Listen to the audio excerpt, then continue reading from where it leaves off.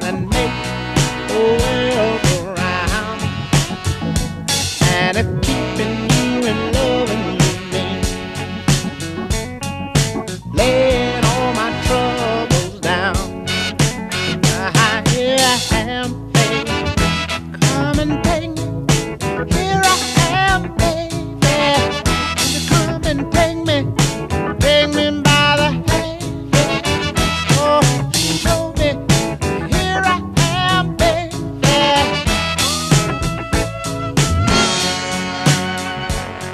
All right, we're heading in a northerly direction along Military Road.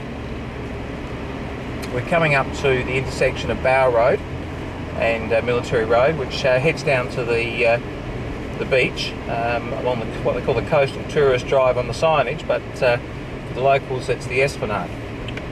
On the left-hand side is the Fort Glanville Reserve and Fort Glanville itself. Fort Glanville was established in late 1800s as a defence against Russian invasion, and the fortifications are still there and in great condition, and they're open occasionally for visitors to come through. We're driving through on a weekend day, so you'll see a bit more traffic around today than you will day to day during the week. It's a bit quieter, but you'll also get an idea of how people enjoy themselves along the coastline here as well. The sandhills off to our left and the coastal reserve. This is Semaphore South we're driving through at the moment. Lots of parking around here, little Noon's cafe just up here on the left-hand side. A great place where people gather along here. The train line, little train line that goes along the tourist track that goes along. It's a narrow gauge small train that heads along the coastal reserve here, takes people up and down. You can ride from the Semaphore jetty.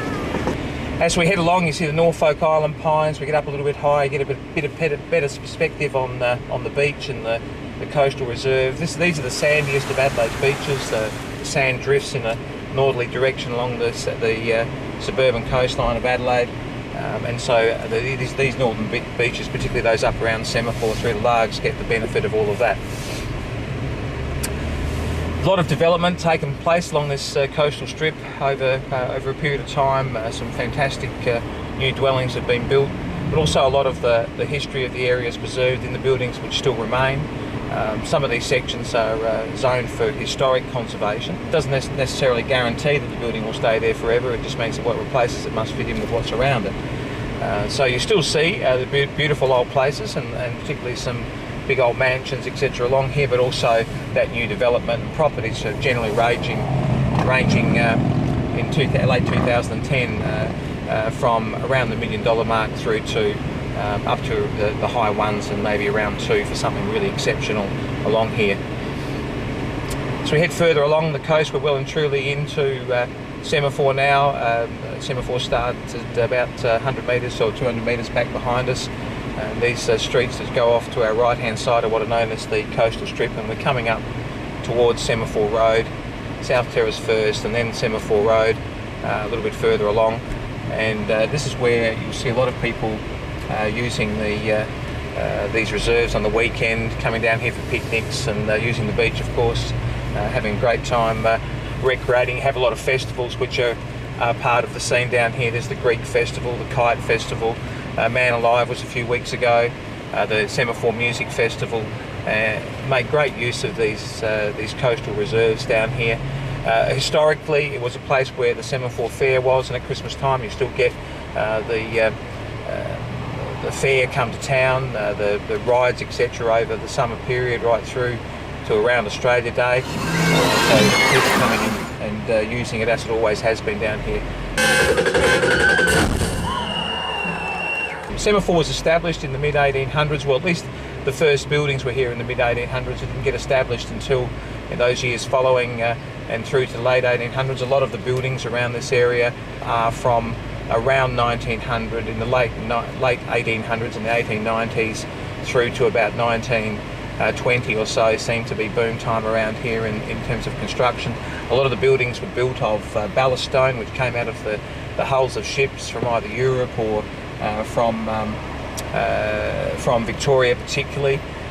So the ballast, having arrived in Port Adelaide, was taken off the ships and logically they made use of it locally. So you see a lot of the beautiful old buildings around here are made of that ballast stone. Sometimes people mistake it for bluestone because it can be darker, but bluestone is a particular type of stone. You still see bluestone homes here, but most of them are ballast stone and or sandstone.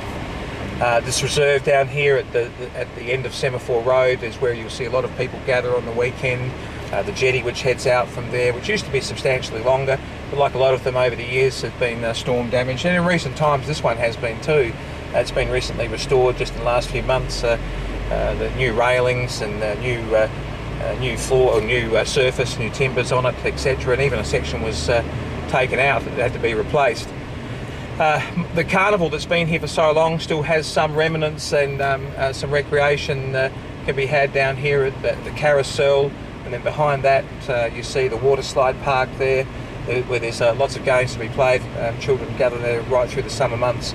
The Palais on their left hand side just is a great place, of course, where people gather for weddings and for dinner. There's a restaurant down there, etc., the pokies and so on.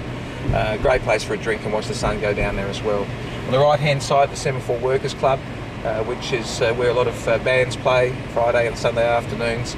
And then as we look ahead, you see that fantastic line of Norfolk Island pines, which lines the Esplanade and heads all the way down towards North Haven.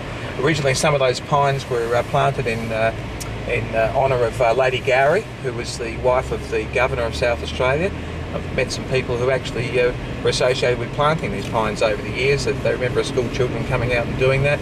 Again, a lot of the older homes here. This really was a place where the sea captains lived, and they watched their ships offshore. And the occasional one had a widow's watch, which is like a tower or on top of the building, a type of balcony where you could sit up and watch the ships come in.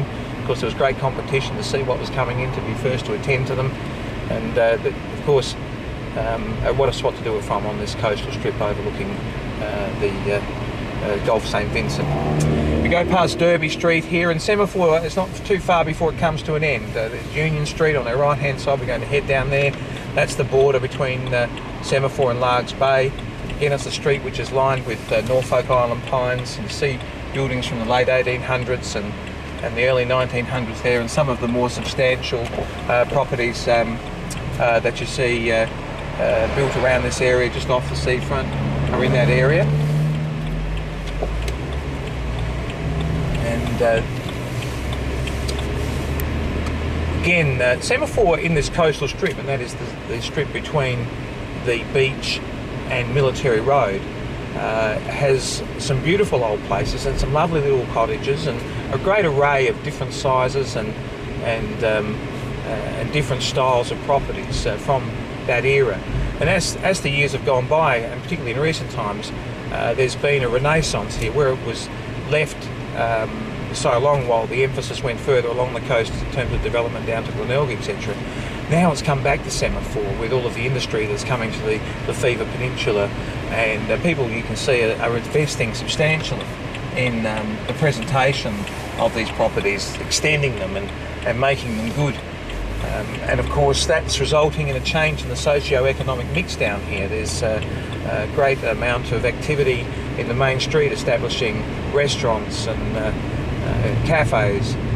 The standard of shopping is going up there all the time, but we'll get more to that a little bit later. We're heading down towards one of the wider streets closer to Semaphore Road, the better known streets, Hall Street. Hall Street again is one of those streets where you've got those bigger and older homes established in there.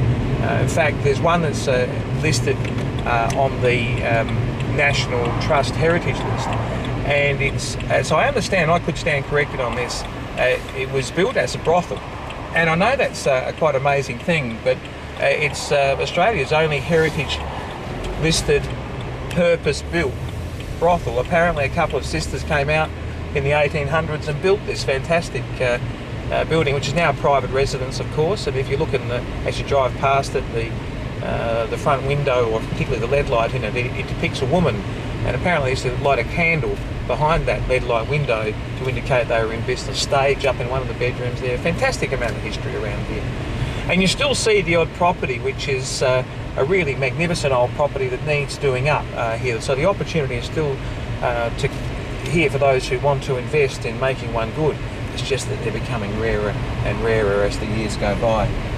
Heading back towards the beach now, that Esplanade, and heading back towards Semaphore Road. We're going to head up Semaphore Road and just have a look at how people are enjoying Semaphore Road on a Sunday, on a weekend in November 2010. And you're going to find that it's going to be a little bit crowded there, as often is the case with these coastal cities. And Adelaide, of course, has got a long stretch of coastline, but not too many places with the atmosphere of Semaphore. I like to think of it as Adelaide's only suburban country town.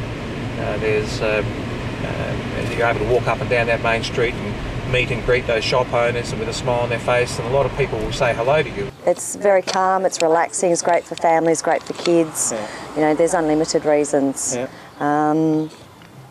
Semaphore, I don't know, it's just, there's the whole package really. Yeah. Yeah, and they say it's amazing, everyone is so friendly. Whereas in many other places you visit, whether it be in Adelaide or anywhere in the world, people are eyes straight ahead or eyes down the road and are not really acknowledging you. It seems that in Semaphore, community is still alive well and truly, and people are really taking the time to meet and greet, particularly visitors, but anybody who's living here gets to know the shopkeepers in the main street here, the restaurant owners, etc., and form some great connections. Just on our right-hand side, as we head around to the left, there's the Time Ball Tower. This was the first, about the first thing that was built in Semaphore. It's still standing. There's the odd little timber places around the places of a similar era. That was so the captains of ships who were moored out along the coastline here could set their chronometers, so they were able to navigate properly. These days it's still set and synchronised with Greenwich. So it still operates even over 140 or so years later. It's still operating. As we head towards Port Adelaide and we're heading east along Semaphore Road, you'll see that it's going to take a little while to drive down here because there's a fair bit of traffic today, but there it is. That's the nature of coming down here on the weekend. It's far easier during the week. But what you'll see is that there's a lot of businesses now investing substantially in presenting great food. Salmon is just cooked in the centre. The roast lamb is pink in the middle. So it's sort of I hate the word gourmet, but top-notch sort of takeaway. They can wait about 45 minutes, sometimes 1 hour. Yes. Because we have so many orders. That's right. But we can't do nothing. That's because we need the time to cook the fish. Leaning towards the gourmet side of things. Yeah. Such as the cheeses, the herbs and so on, and also flowers. It's a lifestyle that's why you come here for a lifestyle, definitely. Eastern suburbs, northern eastern suburbs, they all come down to Semaphore for the beach, but they're also starting to come down for the shopping, which is great.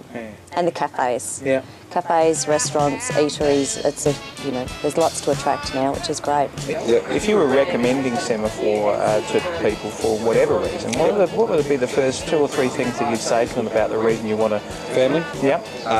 Family, friendly and beach. And more, as we speak to the shop owners and the people who have business down here, you hear of them talking of the changes that are happening in this area, the socio-economic changes, the drawing of families back to this area. Not that they'd ever left, but more and more these days, more affluence is coming to Semaphore and to Semaphore Road, as particularly along the Lefevre Peninsula, all of that industry is coming to town.